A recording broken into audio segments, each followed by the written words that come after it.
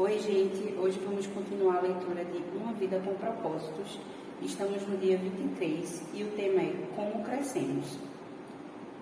Deus quer que cresçamos, a semelhança de Cristo em tudo.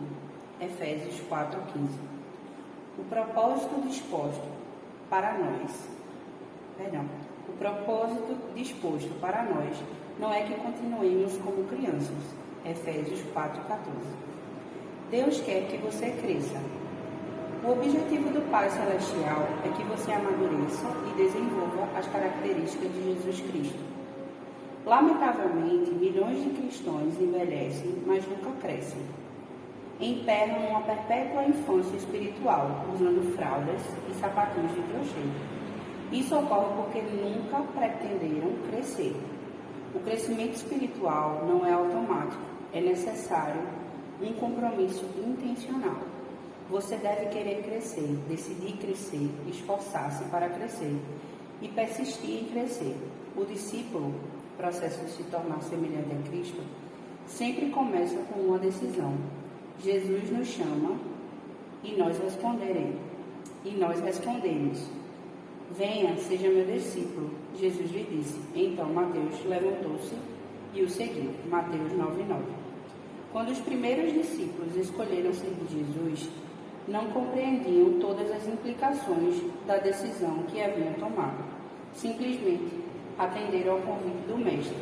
Isso é tudo que você precisa para começar. Decidir tornar-se um discípulo. Nada influencia mais sua vida que os compromissos que você escolhe assumir. Eles podem fazê-lo crescer ou destruí-lo, mas sempre serão determinantes para você.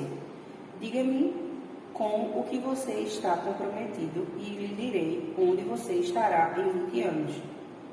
Tornamos-nos aquilo com que estamos comprometidos.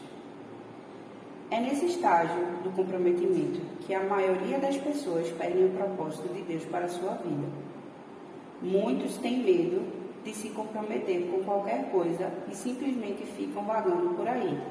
Outros assumem compromissos superficiais, com valores conflitantes e que levam à frustração e à mediocridade. Outros se comprometem inteiramente com objetivos seculares, como enriquecer ou ficar famoso, e acabam desapontados e amargos. Toda escolha tem consequências eternas. Logo, é melhor que você escolha sabiamente. Pedro adverte: já que tudo ao nosso redor se derreterá, que vida santa e piedosa devemos viver? 2 Pedro 3:11. A parte de Deus e nossa parte.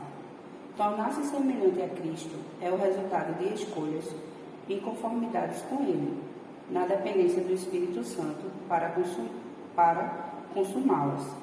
Uma vez que tenha decidido seriamente se tornar semelhante a Cristo, você deve começar a agir de maneira diferente. Precisará se livrar de alguns procedimentos antigos, desenvolver novos hábitos e intencionalmente mudar o modo de pensar. Esteja certo de que o Espírito Santo o ajudará nessa mudança. A Bíblia diz: ponham em ação a salvação de vocês com temor e tremor, pois é Deus quem efetua em vocês tanto o querer quanto o realizar, de acordo com a boa vontade dele. Filipenses 2:12 e 13. Esse versículo mostra as duas partes do crescimento espiritual: pôr em ação e efetuar. A primeira é a nossa responsabilidade, a segunda é o papel de Deus. O crescimento espiritual é um esforço de cooperação entre você e o Espírito Santo. O Espírito de Deus trabalha conosco, não apenas em nós. Esse versículo, direcionado aos cristãos, não se refere à salvação, mas ao crescimento na fé. Ele não aconselha empenho pela salvação, porque você não pode acrescentar nada ao que Jesus já realizou. Quando põe em ação o corpo, você se exercita para desenvolvê-lo, não para conseguir um corpo. Quando sua mente é posta em ação para resolver um quebra-cabeça, você já possui todas as peças. Sua tarefa é juntá-la.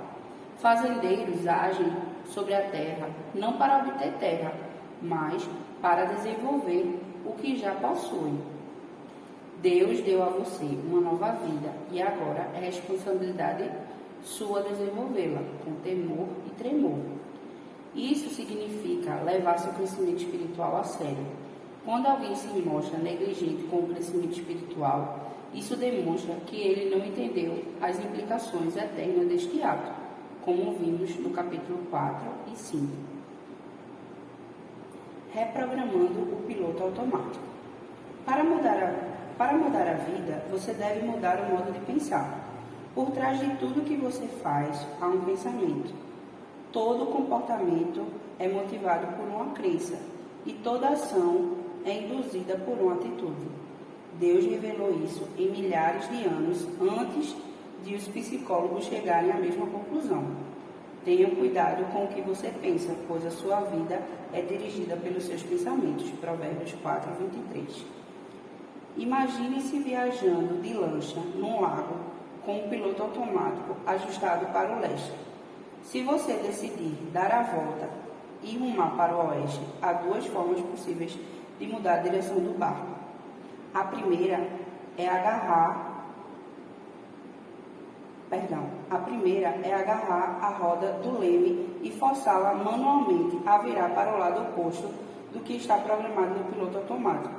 Com total autocontrole, você até poderá dominar o piloto automático, mas sentiria constante resistência. Seus braços acabariam por se cansar de esforço e soltaria a roda do leme, e a lancha instantaneamente voltaria a rumar para o leste, conforme programado. É isto que acontece quando você tenta mudar de vida pelo autocontrole. Você diz: vou me esforçar para comer menos. Vou me esforçar para comer menos, fazer mais exercício, deixar de me atrasar e de ser organizado. Sim, o autocontrole pode produzir mudanças no curto prazo, mas cria uma constante pressão interna, já que você não tratou a raiz do problema. A mudança não é natural, então você acaba por desistir, abandonar a dieta, deixar de se exercitar e rapidamente retorna aos antigos padrões. A segunda maneira é a mais rápida e fácil. Altere o ajuste do piloto automático, sua forma de pensar. A Bíblia diz: permita que Deus o transforme em uma nova pessoa, mudando a maneira de você pensar. Romanos 12, 2. O primeiro passo em direção ao crescimento espiritual é mudar o modo de pensar. Toda mudança deve sempre ocorrer primeiro na mente. O modo de pensar determina o modo de sentir, e o modo de sentir influencia a maneira de agir. Paulo diz: deve haver uma renovação espiritual de seus pensamentos e atitudes. Efésios 4, 23. Para ser semelhante a Cristo, você precisa desenvolver a mente de Cristo. O Novo Testamento chama essa mudança mental de arrependimento, que no original grego quer dizer literalmente mudar de ideia. Você se arrepende sempre que muda a maneira de pensar, ao adotar o mesmo modo de pensar de Deus, sobre você mesmo, sobre o pecado, sobre Deus, sobre as outras pessoas, sobre a vida, sobre seu futuro e sobre tudo mais. Você assume a perspectiva e o enfoque de Cristo. Recebemos a seguinte ordem: pensem da mesma maneira que Cristo Jesus pensa. Filipenses 2:5. Esse processo consiste em duas etapas. O primeiro estágio dessa alteração mental é deixar de ter pensamentos imaturos, que são egocêntricos e egoístas. A Bíblia diz: irmãos, deixem de pensar como crianças. Com respeito ao mal, sejam crianças, mas quanto ao modo de pensar, sejam adultos. 1 Coríntios 14, 20. Os bebês são por natureza egoístas, só pensam em si mesmos e em suas necessidades. São incapazes de dar, só conseguem receber. Isso é um modo imaturo de pensar. Infelizmente, muitas pessoas jamais vão além desse tipo de pensamento. A Bíblia diz que o pensamento egoísta é a fonte do comportamento pecaminoso. Os que vivem segundo a própria natureza pecaminosa só pensam nas coisas que a natureza pecaminosa deseja. Romanos 8,5.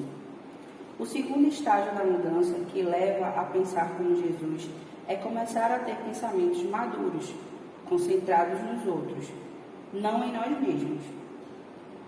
Em seu notório capítulo sobre o verdadeiro amor, Paulo conclui que pensar nos outros é a marca da maturidade.